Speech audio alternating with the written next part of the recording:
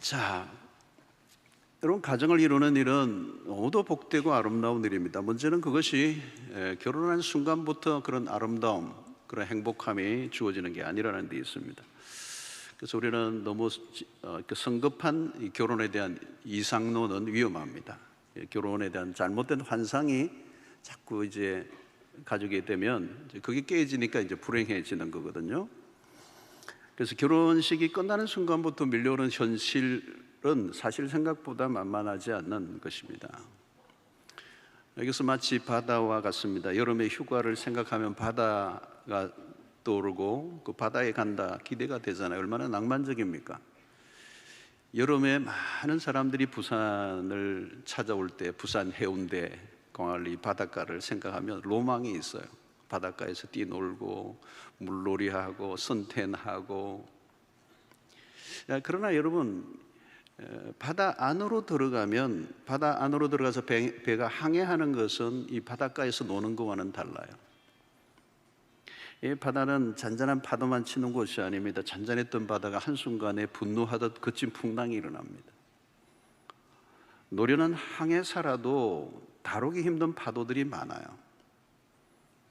깊은 바다로 나가면 아무리 거대한 배라도 일엽편주가 됩니다. 그래서 배 멀미들 하기도 하고 초죽음이 되기도 하죠. 곳곳에 암초들이 있는가 하면 때로는 난파의 위협에 휩싸이기도 하고 어떤 곳에는 해적들이 나타나는 그런 만도 있습니다. 이게 이 항해를 시작하는 순간부터 무슨 일이 일어날지 바다는 예측할 수 없는 것입니다. 마치 결혼도 그런 것 같아요. 멀리서 생각하면 해운대 바다 이렇지만 그 안으로 들어가면 전혀 다른 세계가 펼쳐지는 것처럼 결혼도 그런 것입니다.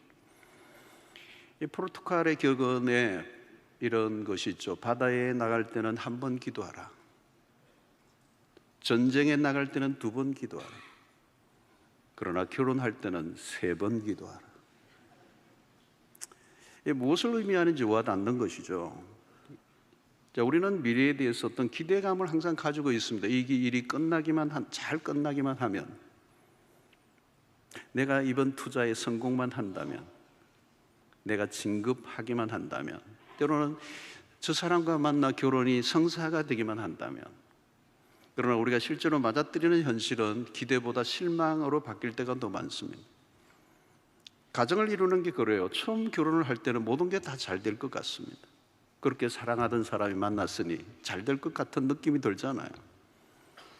그러나 우리가 놓치지 말아야 될 것은 두 사람의 남녀의 만남은 또 다른 형태로 우리가 성경적 관점의 인간론을 펼친다면 인간과 인간의 만남이지만 죄인과 죄인의 만남이라는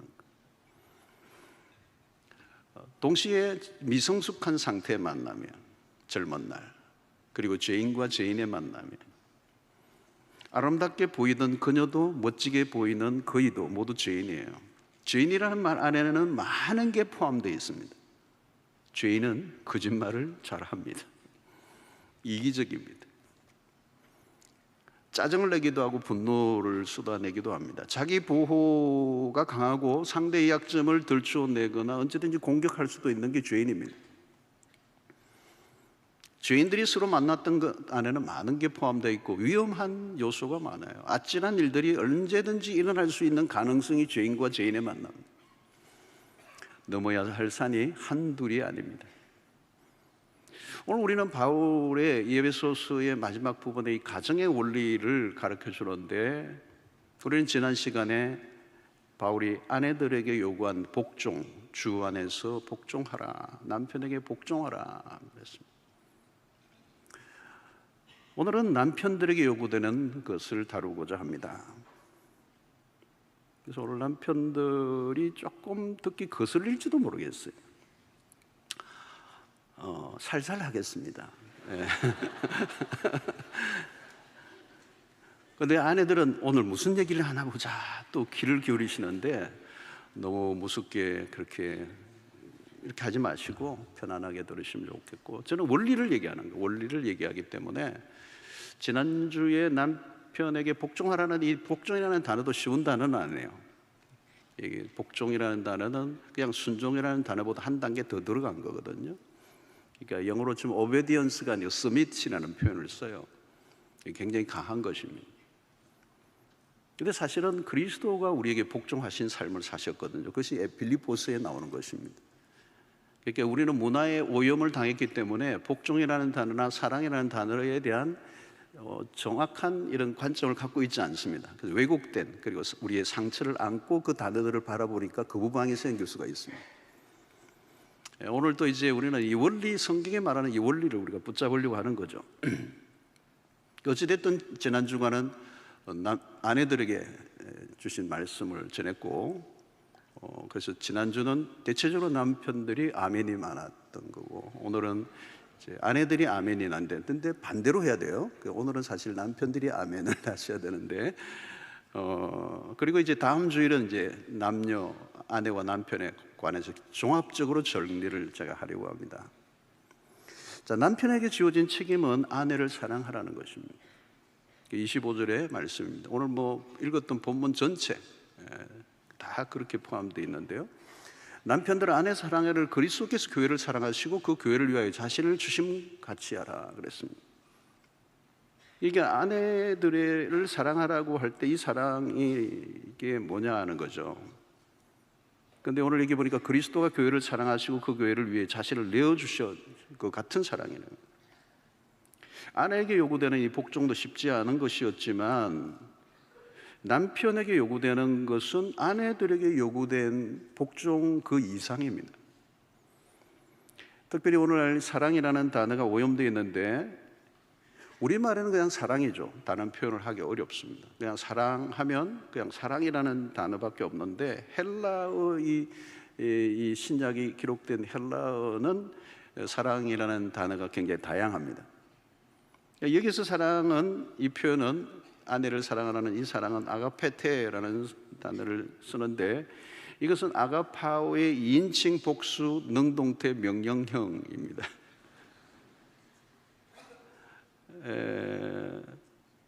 이 사랑은 우리가 잘 아는 것처럼 아가페라고 표현하는데 희생적인 사랑이라는 희생적인 사랑, 그리고 unconditional love예요. 무조건적인 사랑이에요. 조건이 없다는 것. 그리고 비이기적인 사랑이라는 것. 그러니까 사랑에 있어서 가장 차원이 높은 사랑을 지금 이 아가페라는 단어고, 이 단어를 가지고 바울은 남편에게 아내를 이렇게 사랑하라. 자, 이 명령형이라는 말도 마찬가지로 상황과 상관없는, 또 상대의 조건과 상관없는 교회를 향한 그리스도의 사랑이 이렇게 우리에게 보여졌습니다. 남편에게 제시된 이 사랑은 결국 가벼운 사랑이 아니라는 거예요. 감정, 일시적인 어떤 조건에 따라 내 마음에 들면 그렇게 사랑하는 그런 사랑이 아니고 굉장히 무게가 있는 묵직한 단어예요, 이게 사실은. 제가 동남아의 어느 도시의 빈민가에 가본 적이 있습니다. 굉장한 충격을 받았어요. 제가 아프리카에 오지도 가봤습니다만 거기와는 또 다른 이 도시 빈민가는 참혹했어요. 집이라고 표현할 수 없는 다 쓰러져가는 이 판잣집에 막 쫙 있는데 그 집집마다 아이들이 우글우글거려요. 아이들이 우글우글. 그리고 그 아이 엄마도 매우 앳돼 보여요. 근데 아이가 8명, 9명, 10명이 되는 거예요.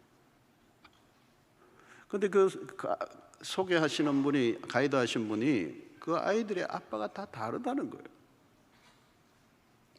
그 책임을 져야 할 그 남자는 임신만 시켜놓고 조금 살다가 어디로 도망을 가버리는 거예요.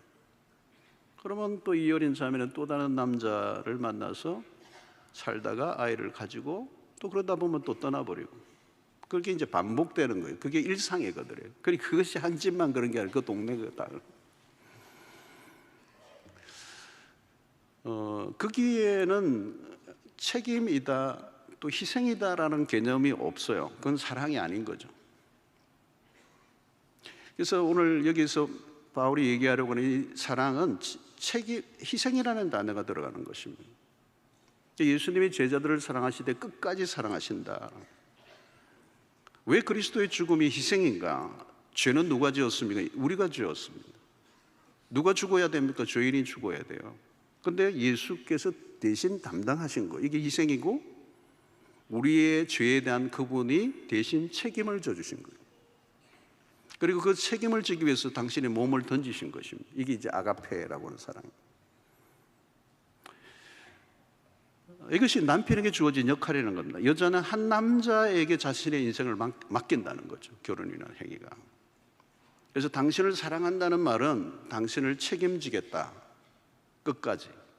그리고 내 생명까지 내어놓고 당신을 책임지겠다. 이게 이제 결혼이라는 거예요. 그래서 멋진 남자는 외모나 능력의 출중함이 아니라 책임을 지는 사람입니다. 사랑한다고 하는데 책임을 지지 않으면 그것은 사랑이 아니죠. 그래서 남자다움은 책임이다. 그리고 그 책임을 다하기 위해 어떤 희생도 마다하지 않는 것. 그것이 아가페, 그리스도께서 교회에 보여주신 사랑이라는 거예요. 그것을 남편에게 요구하고 있다는 거죠. 자, 요즘 갈수록 남자다움의 면모가 줄어들고 있다. 이게 일반적인 평입니다. 엄마 품에서 자라난 마마보이들이 많다. 그리고 밥 잘 사주는 누나 같은 아내를 찾는. 허약한 남자는 믿음이 가지 않죠. 경제적인 책임도 마찬가지. 남편 대신 아내가 경제적 책임을 질 수도 있어요. 가정마다 다를 수는 있습니다. 그러나 남편이 아닌 아내가 책임을 지는 쪽으로 가면 남편과 아내의 역할은 바뀔 수밖에 없습니다. 그래서 여성의 남성화, 남성의 여성화. 이 가정의 기본적인 구조가 깨어진다는 거죠.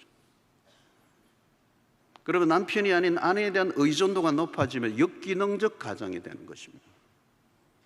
오늘날 가정 안에 남편 혹은 아버지의 부재가 늘어나고 있습니다. 남편의 역할이 잘 안 보인다 하는 거죠. 그래서 남성성이 약화되고 여성성이 강화되어져 가는 거예요.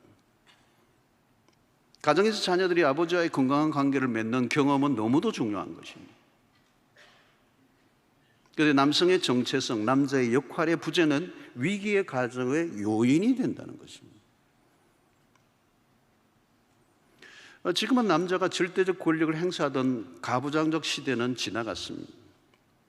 사실 오늘 이런 설교도 어떤 남성들에게 해당이 안 될 수가 있어요. 너무 아내에게 학대를 받고 있는 남편에게 여성에 대한 의존도가 어찌됐든 높아져 가고 있습니다. 요즘 문화 안에서 일어나는 특징은 결혼에 대한 책임보다 실리를 따집니다. 배우자가 나에게 도움이 되는가? 이건 굉장히 위험한 생각이죠. 내가 아내를 위해 죽어줄 수 있는가? 이 질문을 하는 것입니다. 여러분, 십자가를 지는 삶은 너무 대단히 거창한 것은 아닙니다. 하루 종일 직장에서 지친 몸으로 집에 돌아와 쉬고 싶은데 집안일을 도와달라고 할 때 아내가 갑자기 속에서 부글부글 끓는 거죠. 내가 하루 종일 죽도록 일하고 온 것을 모르나? 그때 십자가를 묵상해야 합니다. 자아에서 올라오는 소리를 죽이고 아내의 요청을 들어주어야 하는 것이죠. 쉽지 않습니다. 희생적 삶은 쉬운 게 아닙니다. 일상에서 자아 중심적 욕망을 꺾는 일이 순교라고 할 수 있습니다. 귀찮아도 묵묵히 해내는 것이죠. 오리를 가자고 하는데 10리까지 가주는 이 산상수훈적 삶. 그리고 아내가 시키는 일을 인상을 쓰고 억지로 하면 안 돼요. 예수님이 억지로 십자가를 지시지 않았기 때문에. 열을 받아 억지로 청소를 했다면 무효입니다. 다시 시작해야 합니다. 그것이 아가페예요, 아가페. 그러니까 한 여성에게 에젤이라고 하는 엄청난 수준의 역할을 요구하는 것도 그건 여성의 위치를 격하시키는 게 아니라 여성의 위치를 굉장히 존중히 여기는 것처럼 한 남성의 한 아내에 대한 그런 이 엄청난 사랑을 요구하는 것도 한 남성의 그리스도적 위치로 지금 우리에게 상승시켜주고 있는 거예요. 자, 결혼의 일상은 결코 만만하지 않습니다. 그냥 자질구레한 것을 건너뛰고 싶지만 그럴 수 없다는 것입니다. 가정 안에서 목숨 걸 일은 별로 없어요. 아주 작은 실천들. 이 아가페는 우리의 일상의 작은 내 자아를 죽이고 아내를 사랑하는 자질구레한 다양한 것에서부터 시작이 되는 것입니다. 자, 그러면 왜 책임을 져야 하는가? 이 책임이라는 단어를 우리가 가지고 와야 되는데 그리스도 안에서 결혼은 좀 다릅니다. 일반 결혼과. 이 결혼은 계약이 아니라 언약이기 때문에 그렇습니다. 계약은 상거래와 비슷합니다. 주고받고의 등식이 맞을 때 성립이 되는 거예요. 그리고 그 조건이 틀리면 깨지는 거예요. 그러나 언약은 이해타산과 상관없이 깨어질 수 없는 관계를 맺는 것입니다. 그래서 결혼의 핵심은 언약이에요. 그리스도인의 결혼은 언약이에요. 요즘은 계약 결혼이 많아졌습니다. 서로 미리 실험적으로 살아보고 난 다음에 결혼하자, 이 동거 문화도 굉장히 많아졌어요. 그러나 처음부터 실을 잘못 깬 것입니다. 결혼은 한번 해보는 게 아닙니다. 결혼은 언약입니다. 언약은 결혼의 당사자들만으로 이루어질 수 없습니다. 두 사람만의 합의로 이루어진 결혼은 두 사람의 합의에 의해서 언제든지 끼어질 수 있습니다. 그게 계약입니다. 그러나 언약은 두 사람만이 아니라 반드시 하나님 앞에서 이루어져야 돼요. 그래서 우리끼리만의 결혼, 그것은 그리스도인들에게는 통용될 수 없는 논리예요. 자, 우리는 언약 관계를 불편하게 여길 수 있습니다. 그러나 언약은 결혼 생활 가운데 일어날 수 있는 숱한 위기 속에서도 그 가정을 지켜줄 수 있는 안전망입니다. 언약 관계가 아니면 위기가 왔을 때 붙들어줄 안전망이 없습니다. 그냥 깨지는 겁니다. 언약이 아니면 이혼은 매우 쉬워져요. 그런데 언약은 현재의 사랑에 대한 확인으로 일어나는 것이 아니라 미래까지 책임을 지겠다는 의지적 결단을 하나님과 부모와 주변 사람들 앞에서 약속하는 게 결혼이에요. 요즘 결혼이 너무 이상해져 버렸어요. 그런데 그것이 불편하게 여겨질지 모르지만 그 언약이 부부의 관계를 지켜준다는 것이. 언약은 뭐예요? 별일이 다 일어나도 서로에 대해서 책임을 지겠다는 것입니다. 여러분, 좋을 때만 사랑한다면 누가 못하겠습니까?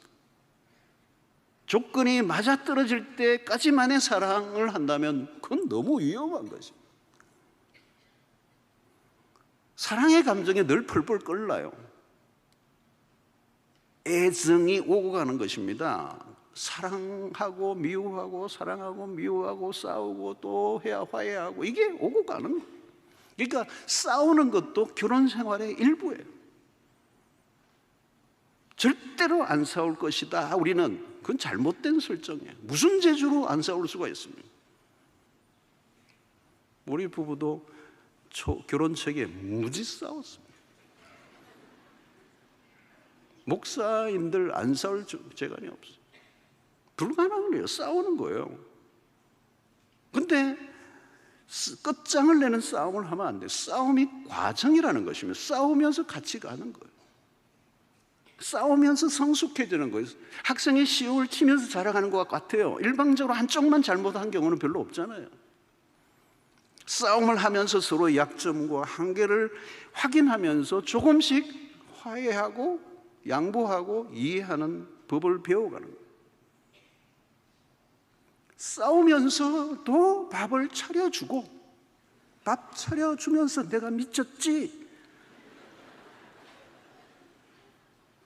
밥 먹는 남편도 나도 미쳤다 그러면서 먹고 출근하는 거예요.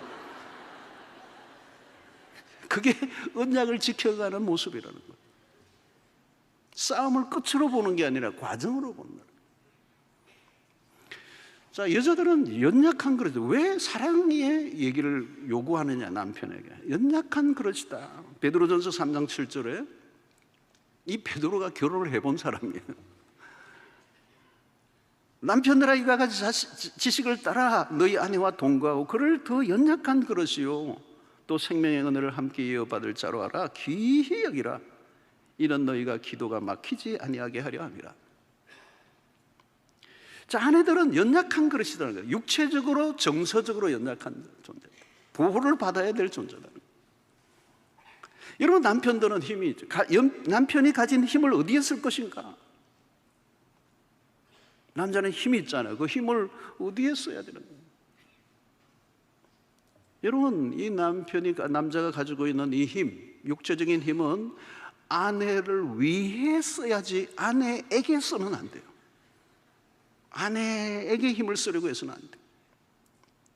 힘 자랑은 언제 하느냐? 무거운 짐을 들 때. 집에 도둑이 들어왔을 때, 바퀴벌레를 잡을 때, 그럴 때 힘이 필요한 거예요. 괜히 바깥에서 당하고 돌아와서 화풀이를 아내에게 푼다면 잘못된 거예요. 굳은 일이 있으면 당연히 남편의 몫입니다. 하나님이 괜히 힘을 주신 게 아니에요. 아내는 연약한 그릇이다.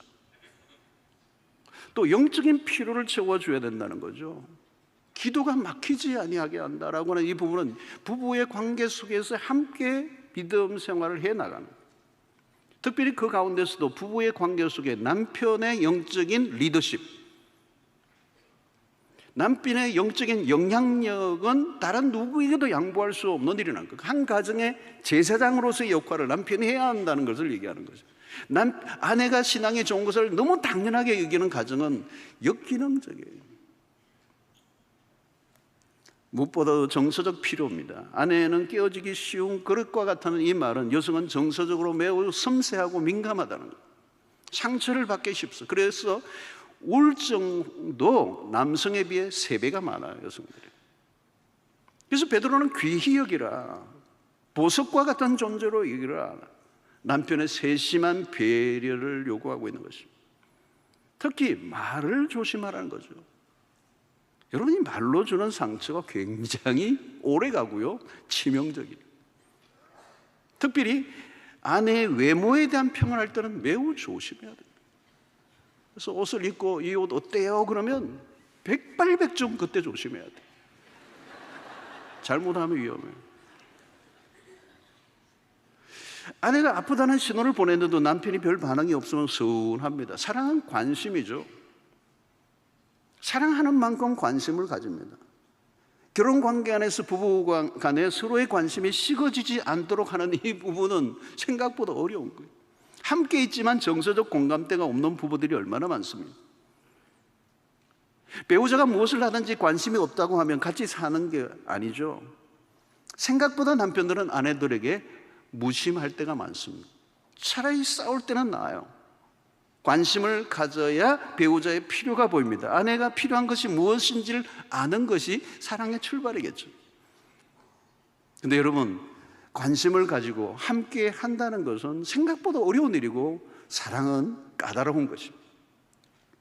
남녀가 다른 것이 너무 많죠. 남자들이 참 어려워하는 것 중에 하나는 아내가 백화점에서 옷을 이것저것 입어보고 사지도 않고 집으로 돌아오는 일이에요. 남자들은 구경하러 가지 않아요. 사러 가고 샀으면 돌아오는 것입니다. 이게 남자와 여자의 관심 분야가 이렇게 다릅니다. 남자들은 생일이나 결혼 기념일을 잘 잊어버려요. 그러나 여자들은 결코 잊지 않습니다. 아내가 말을 할 때 주의를 기울이고 들어주어야 합니다. 그런데 대체로 남성들은 아내가 말을 할 때 귀를 잘 기울이지 않습니다. 여자분들의 대부분의 불평 중 하나는 남편이 내 말을 진지하게 들어주지 않는다는 거. 왜 안 들어주느냐고 따지면 남편들은 다 얘기합니다. 다 듣고 있다. 근데 무슨 얘기를 하냐고 물으면 모른다는 거예요. 대화법 자체가 달라요. 아내는 어디 갔다 오면 긴 과정을 미주알 고주알 얘기합니다. 남편들은 빨리 결론을 듣고 싶어 합니다. 아내의 말을 들어주는 것에는 인내가 필요합니다. 관심 분야가 다른 거죠. 별로 중요하지 보이지 않는 이야기를 너무도 디테일하게 늘어놓으면 남편은 한마디로 정리하고 싶습니다. 그러나 아내에게 중요한 것은 이야기의 결론이 아니라 함께 하고 싶어 하는 것입니다. 아내와의 대화에는 고도의 집중력이 필요합니다. 감정이 통하는 대화를 하려면 상대방의 말에 귀를 기울여야 합니다. 말은 빙상의 일각입니다. 마음의 작은 표현일 뿐입니다. 표현하지 않은 것을 들으려 하면 나도 마음을 열고 들어야 합니다. 관심 가지고 있는 것에 공감만 해줘도 관계 문제의 반 이상은 해결됩니다. 아내들은 마음으로 이야기를 들어주기 원해요. 그래, 맞아. 내가 그런 당신의 감정을 이해하고 있어. 그래, 내가 느끼기에는 당신이 그런 것에 관심이 있는 것 같은데 내 말이 맞아? 자기 자신보다 상대에 대한 관심을 더 많이 가져주는 것, 이것이 사랑입니다. 관심이 깊어지면 감정이입이 일어납니다. 아내가 겪고 있는 아픔이나 문제에 동일한 마음을 가질 때 위로가 되고 그 안에 일치가 일어나는 거죠. 그 안에 치유가 일어나는 것입니다. 같이 사는 것은 쉬운 일이 아닙니다. 대부분의 남자들은 아내의 정서적 필요를 채우는 일에 실패합니다. 돈만 벌어다 주면 되는 줄 압니다. 아내들이 원하는 것은 사랑입니다. 명품백을 원하는 것이 아닙니다. 사랑을 원합니다. 물론 명품백도 좋아합니다. 그러나 아내들은 명품백보다 명품백을 사준 남편을 자랑하고 싶어 합니다. 그러나 사랑이 빠지면 아무것도 아닙니다. 남자와 여자의 심리적 구조가 그렇게 다르죠. 아내들은 사랑을 원합니다. 그리고 그 사랑을 계속적으로 확인하고 싶어 합니다. 그러나 남편들은 결혼식에 한 번 사랑 고백한 것을 영원토록 변함없음을 믿어주기를 바라요. 그러나 아니에요. 계속 듣고 싶어하고 확인하고 싶어 한다는 거죠. 이렇게 다르고 다릅니다. 그 차이 때문에 싸우죠. 그러나 싸우지 마십시오. 그 차이를 받아들여 주는 게 사랑이라는 것입니다. 하나님은 다르게 지으셨습니다.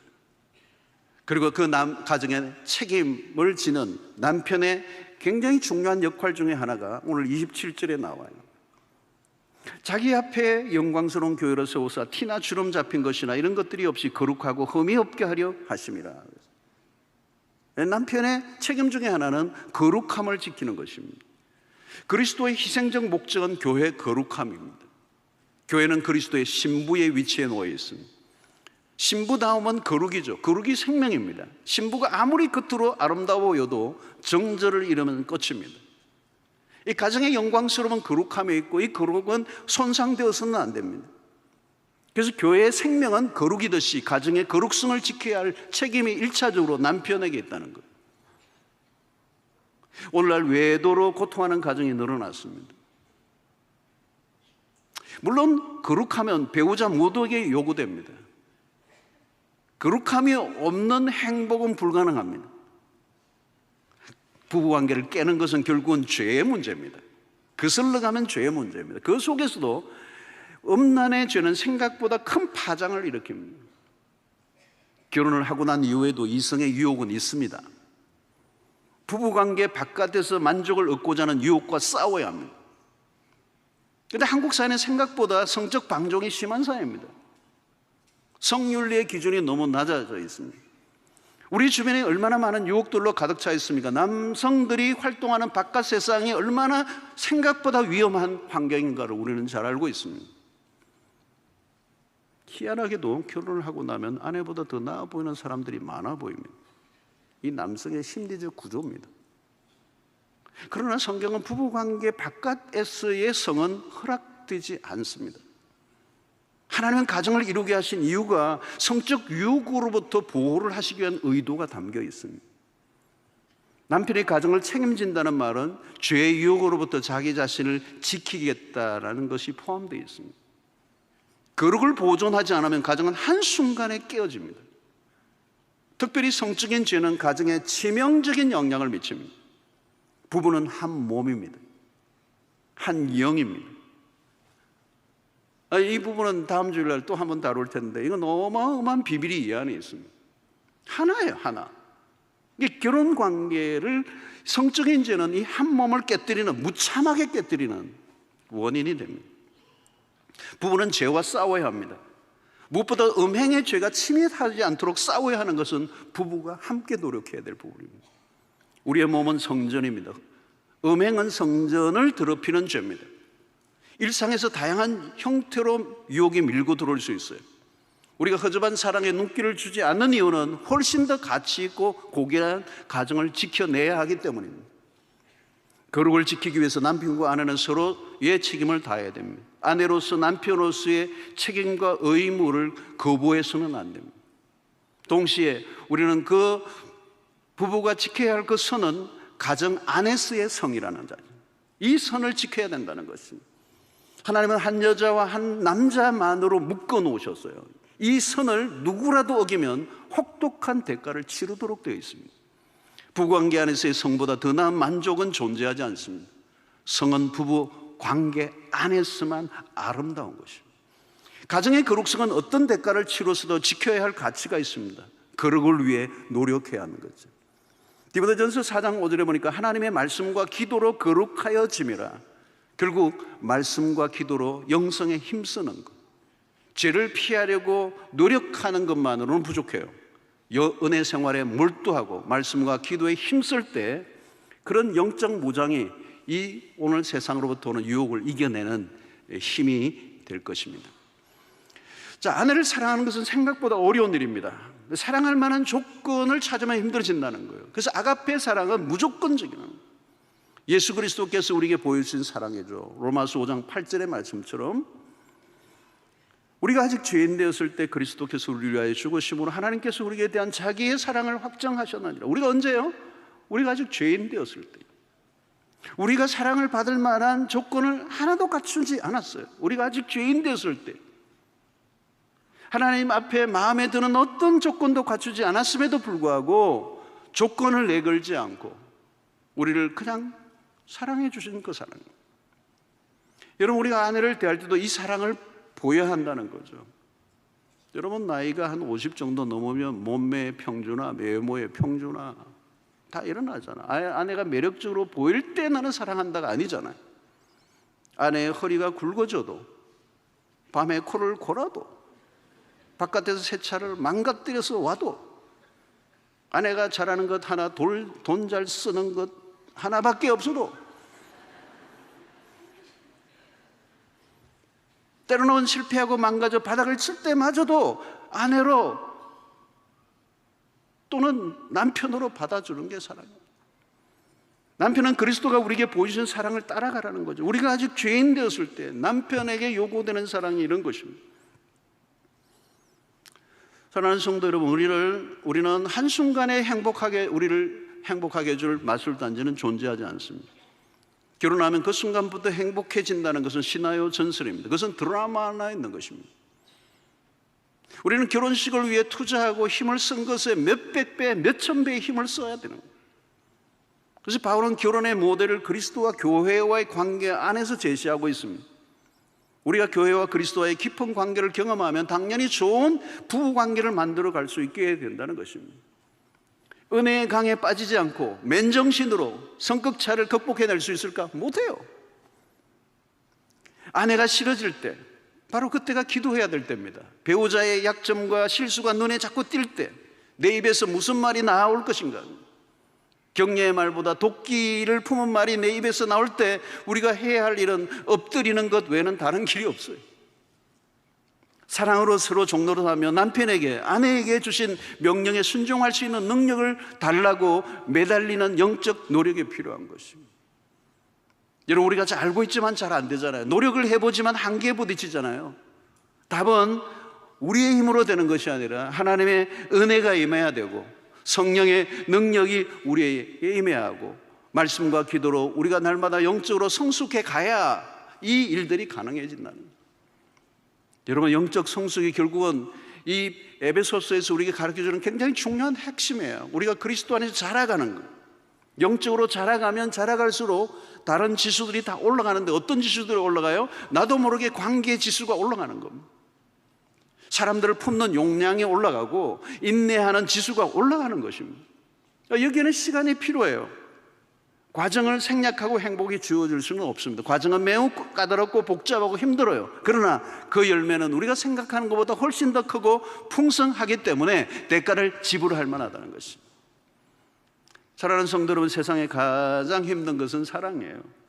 그러나 그 사랑은 해볼 만한 사랑이요, 우리는 이미 하나님으로부터 그 사랑을 받았고 그 사랑을 배웠습니다.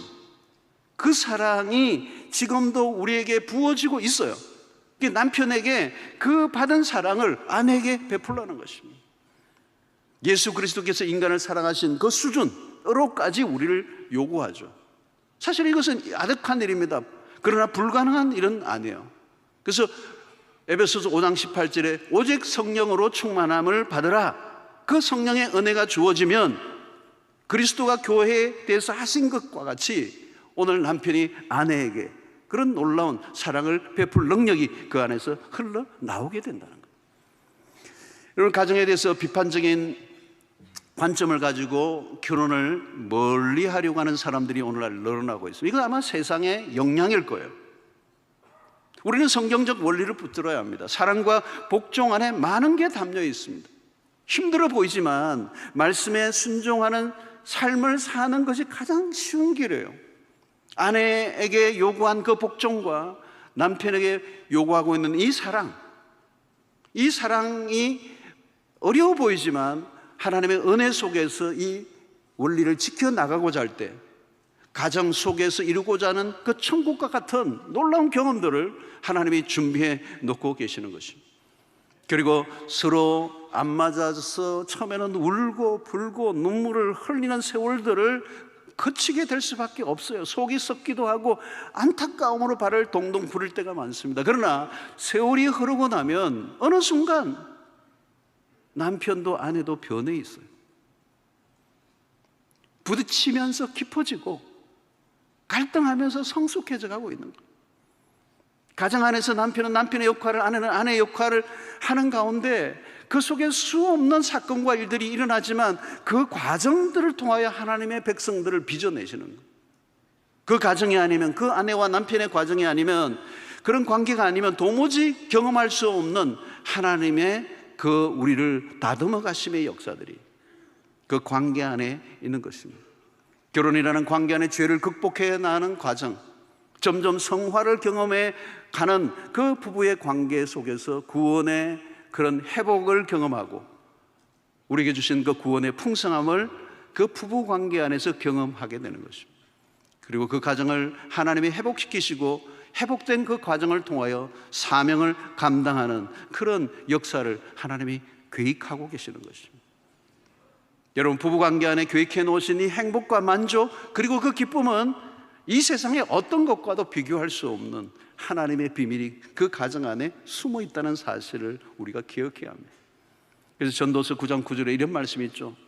내 헛된 평생의 모든 날, 곧 하나님이 해 아래에서 내게 주신 모든 헛된 날에 내가 사랑하는 아내와 함께 즐겁게 살지어다. 그것이 내가 평생의 해 아래에서 수고하고 얻은 내 몫이니라 그랬어요. 전도서에 헛되고 또 헛되고 헛된 인생의 날에 하나님이 딱 하나 주신 몫이 있어요. 하나님이 허락하신 몫이 있는데 누릴 몫이 헛된 날에 내가 사랑하는 아내와 함께 즐겁게 살지어다. 이 전도서의 기자의 기가 막힌 이 말씀이 오늘 우리에게 주어진 약속이라는 사실을 믿으시고 성경적 원리를 붙잡고 이 사랑과 복종의 이 관계, 이것은 성경적 원리 속에서의 사랑과 복종이라는 사실을 기억하고 이 말씀을 지켜 힘쓰지만 그 길로 가고자 할 때 길이 열리고 빛이 열리고 하나님의 새로운 그런 가정을 향한 계획들이 성취되는, 그래서 이 세상에 어디에서도 경험할 수 있는 축복과 은혜가 이 속에 쏟아져 나온다는 사실을 기억하시는 은혜가 있게 되기를 축원합니다. 그래서 오늘 이 말씀을 읽지 않았지만 그 다음 구절에 이 비밀이 크도다 그랬어요. 이 둘이 한 몸이 되는 이 비밀이 얼마나 큰지 기대하시라. 다음 주일로 날 살피도록 하겠습니다. 기도하겠습니다. 하나님 아버지, 오늘 또 우리 남편들에게 주신 말씀을 살펴보았습니다. 성경적 원리를 우리가 붙잡고 힘들지만 또 순종하며 나가는 저희들 되게 해주시고 가정을 통하여 이루시고자 하시는 하나님의 계획과 그 뜻을 우리가 잘 받들고 섬기고 이루어갈 수 있도록 힘 주시고 은혜 주시고 능력 주시기를 원합니다. 그래서 하나님 우리의 가정이 갈수록 천국과 같은 가정으로 바뀌는 역사가 일어나게 하여 주시옵시고 우리의 실수와 허물을 줄여가고 우리의 죄성을 극복하고 하나님의 말씀에 순종해 나갈 때 우리에게 주신 그 약속이 성취되는 은혜를 허락하여 주시옵소서. 예수님의 이름으로 기도하옵나이다. 아멘.